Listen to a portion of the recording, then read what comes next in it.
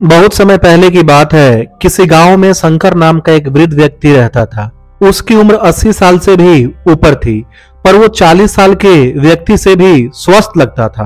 लोग बार बार उससे उसकी सेहत का रहस्य जानना चाहते, पर वो कभी कुछ नहीं बोलता था। एक दिन राजा को भी उसके बारे में पता चला और वो भी उसकी सेहत का रहस्य जानने के लिए उत्सुक हो गया। राजा ने अपने गुप्तचरों से शंकर पर नजर रखने को कहा। गुप्तचर भेष बदलकर उस पर नजर रखने लगे। अगले दिन उन्होंने देखा कि शंकर भोर में उठकर कहीं जा रहा है। वे भी उसके पीछे लग गए। शंकर तेजी से चलता जा रहा था।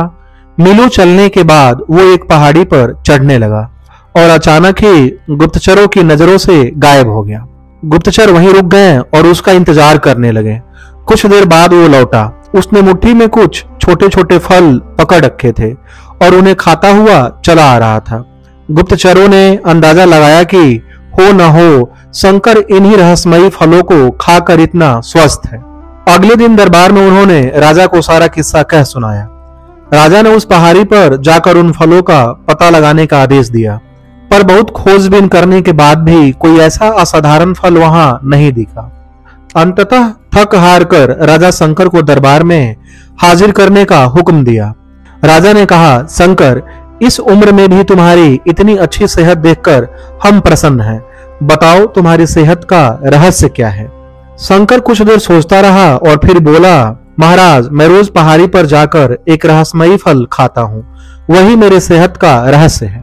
राजा ने कहा, ठीक है, चलो हमें भी वहां ले चलो और दिखाओ वो कौन सा फल है। सभी लोग पहाड़ी की ओर चल दिए। वहां पहुंचकर शंकर उन्हें एक बेर के पेड़ के पास ले गया और उसके फलों को दिखाते हुए बोला, हुजूर, यही वो फल है जिसे मैं रोज खाता हूँ। राजा क्रोधित होते हुए बोला, तुम हमें मूर्ख समझते हो। यह फल हर रोज हजारों लोग खाते हैं, पर सभी तुम्हारी तरह सेहतमंद क्यों नहीं है? शंकर विनम्रता से बोला, महाराज, हर रोज हजारों लोग जो फल खाते हैं वो बेर का फल होता है, पर मैं जो फल खाता हूँ वो सिर्फ बेर का फल नहीं होता, वो मेरी मेहनत का फल होता है। इसे खाने के लिए मैं रोज सुबह 10 मील पैदल चलता हूँ, जिससे मेरे शरीर की अच्छी तरह वर्जिश हो जाती है और सुबह की स्वच्छ हवा मेरे लिए जड़ी बूटियों का काम करती है। बस यही मेरी सेहत का रहस्य है। राजा शंकर की बातों को समझ चुका था।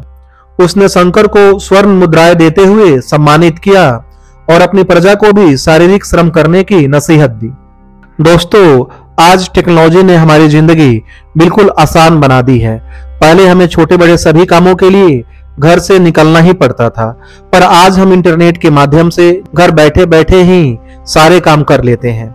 ऐसे में जो थोड़ा बहुत फिजिकल एक्टिविटी के मौके होते थे वो भी खत्म होते जा रहे हैं और इसका असर हमारी सेहत पर भी साफ देखा जा सकता है।